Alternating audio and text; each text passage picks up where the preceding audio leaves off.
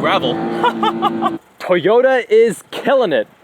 Gazoo Racing, we got the GR86, we got the GR Corolla, the GR Yaris overseas, and the GR Supra. Today we're comparing these two from Toyota. This one is Toyota through and through, 100% Toyota. This one being, largely Subaru. If we had the Supra here, we'd have that three-way comparison. If you are in Vegas or in San Diego and want to see your car reviewed on this channel, then please visit us on jubbalandcars.com, fill out the form. But let's see how the GR Corolla compares to this GR86. This is my GR86. I've owned it now for, 7 or so months, 4,000 miles. I track it, and it's a very playful car. If there was one word, it would be playful. This car is light, it weighs around 2,800 pounds. We have 229 horsepower is what it's rated, but per dyno results and when calculating the drivetrain loss, it's actually closer to probably 250 at the crank. And this is the base trim, this is the lower trim. It comes with Michelin Primacy tires, which are just so much fun, man.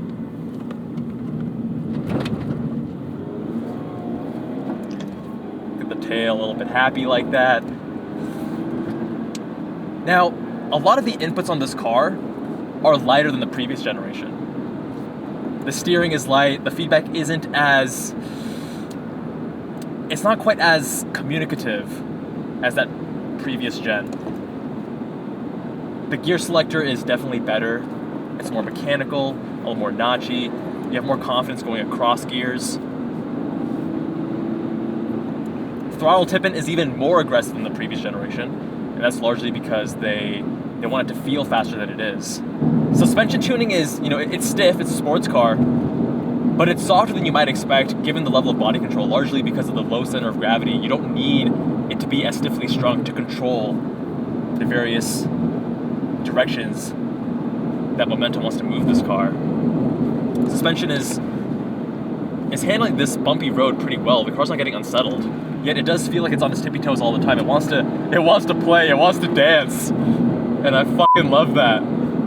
That to me is what driving enjoyment is all about. It's about dancing with the car. And the GR86 is all about that. I can feel it just dancing under me. It wants to rotate with throttle. It wants to rotate with weight transfer. There we go.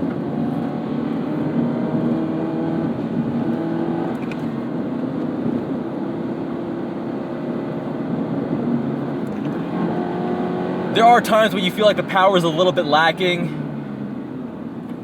Not quite like that prior generation, but going uphill, you're like, hey, this is all it's got? Now see, I'm kind of tossing it into the corners and it wants to rotate. The suspension is pretty soft, so, turn-in is actually pretty good, but you get a little bit of a delay with the body movements as the suspension moves and catches. It's very slight. This car definitely takes itself more seriously than a Mazda Miata, for instance. But it's not trying to be a Porsche GT3. It still wants to play at low speeds. Oh god, it's so easy to heel toe this thing. Beautiful pedal placement.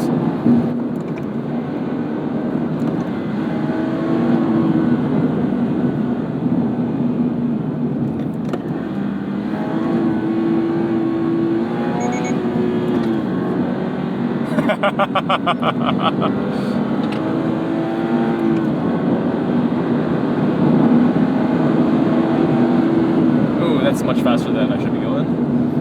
Slow that down. We're powered by the FA24 Subaru's Boxer 4 2.4 liter. It's the same as the previous generation, just bored out, but they fixed that torque dip. It's not the best sounding engine. It's not the most musical. It's not the most rewarding.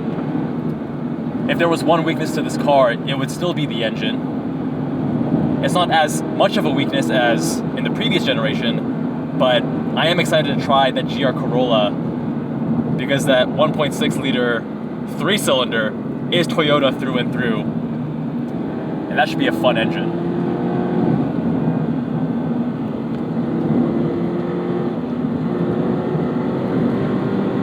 Oh god, this car is so fun.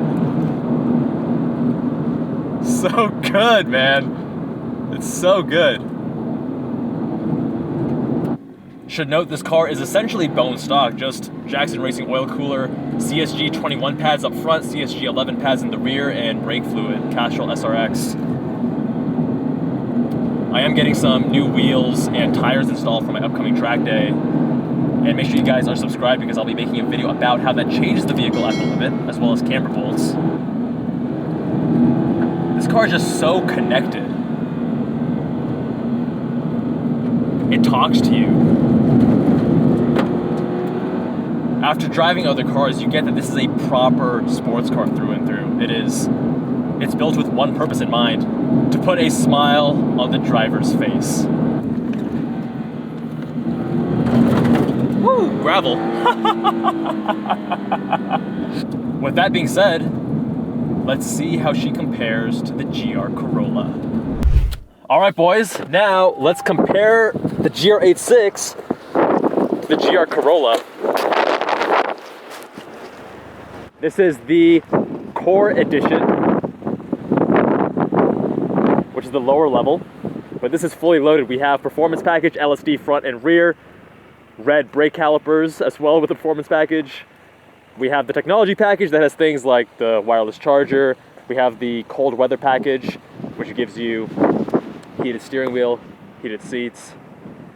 Compared to the circuit, we don't have the aggressive venting in the front. We don't have that spoiler, but it still looks quite aggressive. It's got that wide stance, which we all love. Triple exhausts. Slightly different styling language than the GR86. I personally prefer the GR86. It's a little bit more classic sports car proportions and understated styling. I feel like the GR Corolla looks good, but it might not age as well. It does feel very contemporary, slightly overstyled in my opinion. In the GR86, we had a flat 4 making 229 horsepower. In this, we have a 1.6 liter 3-cylinder turbo making 300 horsepower and 273 pound-feet of torque. Same engine as in the GR Yaris, but it makes an extra 32 horsepower from 268. The engine is very quiet though. A lot of torque. From 3,000 RPM, it actually makes 270 pound-feet of torque. So it pulls pretty hard down low. And it does, in traditional turbo fashion, die off a little bit towards the end. Now, if you haven't already, do make sure you check out my dedicated GR Corolla video right up here, where I go more in depth about everything with this car. But the question here is, how does this compare to the GR86, and how does it compare to the FL5 Honda Civic Type R? Compared to the GR86, first impressions, I am definitely sitting much higher up. This is not a dedicated sports car. You don't sit in the car, you sit on top of the car.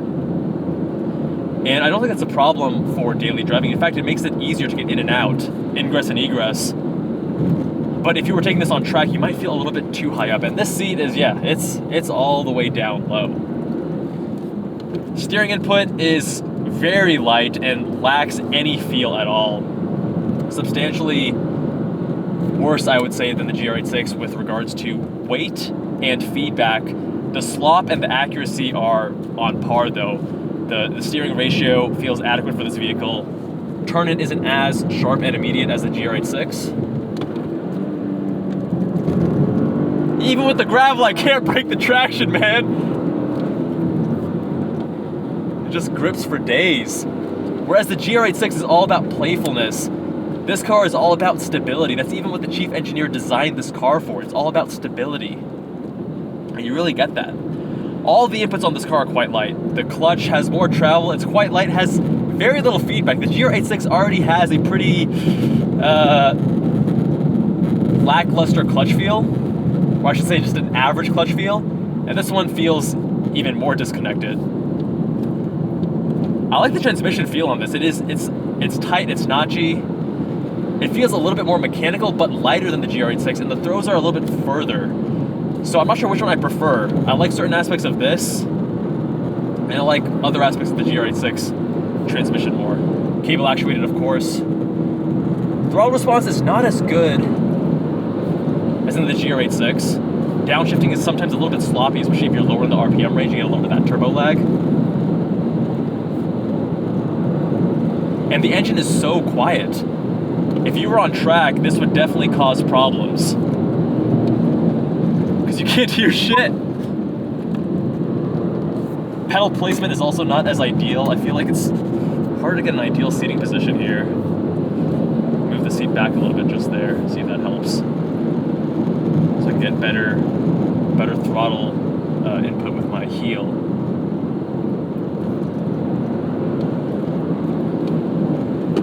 Yeah, that helped a lot. There we go. Yeah, still not as good of throttle response as in the GR86, which makes sense, that's naturally aspirated. This does actually have IMT, so let's turn that on. And that I think is like intelligent manual transmission. Essentially it's rev matching. So if I'm in fourth and I go to third, yeah, it's decently smooth. But that's for those of you who don't want to rev match yourself. I personally do, so we're going to turn off IMT.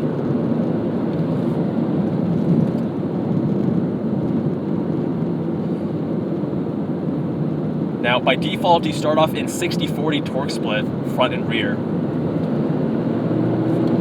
This is a front-wheel drive-based platform with all-wheel drive system. The GR4 allows, the GR4 is their all-wheel drive system, that's what they call it, and it allows for 60-40 front-rear, 50-50, and 30-70. Now, 30-70 is obviously going to be the most dynamic and interesting.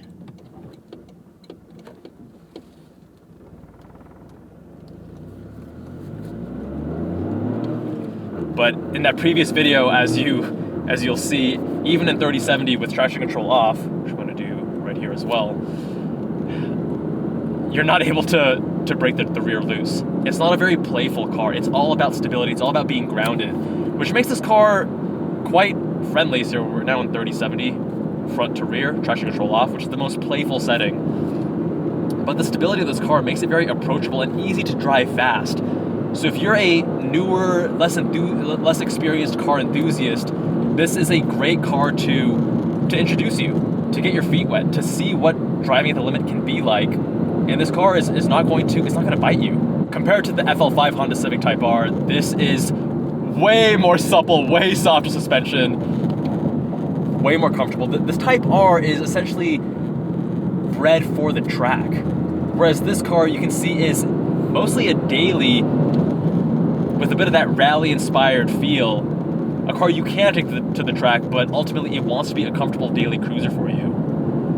Comfortable seating position, which is a bit conservative, nice, soft, supple suspension, still with good body control, obviously not going to be as good as that GR86. So I'm giving it the beans right there. I'm trying to get a little bit of rotation on the throttle, not happening.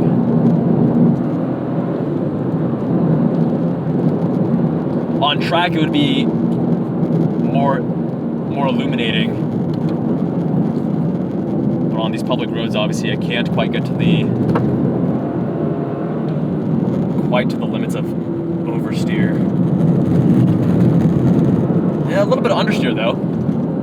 It's a pretty neutral car with a slight bias towards understeer. It feels like a front-wheel drive platform. The GR86 feels like a very traditional FR platform. This feels more FF. I mean, even in the 30-70 mode, it feels FF. It feels, you don't get much torque steer at all. That FL5 Honda Civic has gobs of torque steer, despite what people will tell you online. There's a lot of torque steer, less so than other front-wheel drive vehicles, but when you have that much power going to the front wheels, you get torque steer. I'm not noticing any torque steer in this. But interestingly, the steering on this is, from my memory, again, I drove the FL5 Honda Civic a couple weeks ago. I think the FL5 Honda Civic had a better steering feel.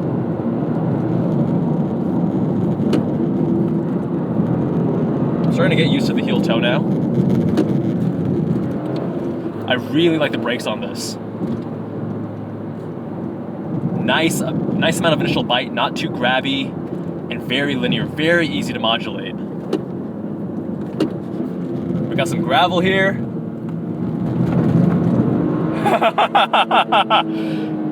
Even with the gravel, This thing is just all about stability. It slid a little bit sideways and then hooked up, no drama. Nice and steady. The power on this is very fitting. On the GR86, you feel like there's a little bit of a lack of power at times, which is not always a bad thing actually, because it eggs you on. You have to think about how a car encourages you to drive. It eggs you on to just push it nonstop. This car with 300 horsepower and 270 pound-feet of torque, you don't feel like it's lacking. And sometimes it may surprise you that you're going faster than you expected. Not so much like a 400 plus car where you can get in trouble quite easily. But the power is not lacking. It's a good balance for this car. It feels very similar in speed to the Civic Type R, the FL5, which makes sense. Throttle House actually did a drag race, and this beats the Civic Type R from a dig because of the all-wheel drive hooking up, but the Type R beats this from a roll. It has a little bit more power. They're both very similar in weight. This is 3,269 pounds, nice, and very close to the Civic Type R. Although you have to keep in mind, this car is not nearly as practical as that Civic. Similar weight, but all-wheel drive systems take up a few hundred pounds, so the car is much smaller.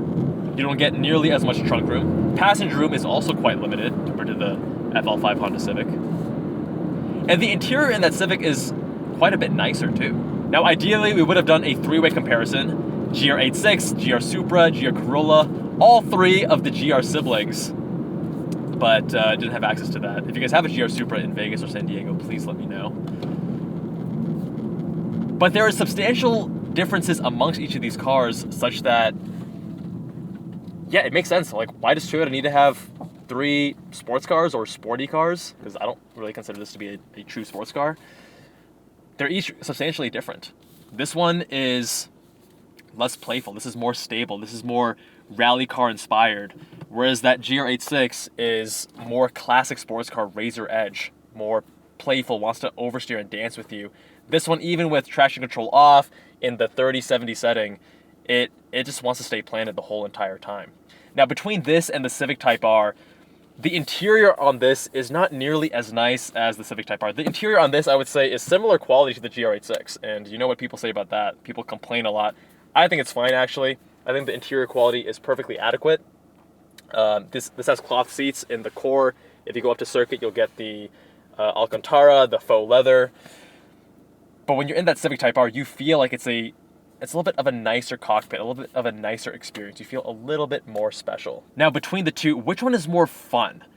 I feel like the Civic Type R has a little bit more of a driver input focus. It's a little bit more, it feels a little bit closer to a sports car than the GR Corolla. The GR Corolla feels like a very capable, fast vehicle. It's a little bit more numb in some ways. Ride quality in this is loads better than the Civic Type R. That Civic Type R, I was bouncing around everywhere. Even in the FK8, the prior generation, which isn't as stiff, this has a softer and more comfortable daily driver focus. Again, this is the daily driver for the enthusiast that maybe wants to go to the track occasionally, maybe have some fun on the twisties, but priority one is daily driver. The Civic feels like it's a little bit more for, it feels like a second vehicle actually, because it's so hardcore with the suspension as an example. Even in the comfort setting, you'll even see it bouncing all around Sonoma Raceway in the press event. I would love to compare both the GR Corolla and FL5 Honda Civic Type R back to back. So if you guys do have one in the Vegas area, let me know. But what do you guys think? Between dedicated sports car and souped up Corolla, which one would you choose? Let me know with a comment down below. Much love, my friends, and I'll see you guys in that next one.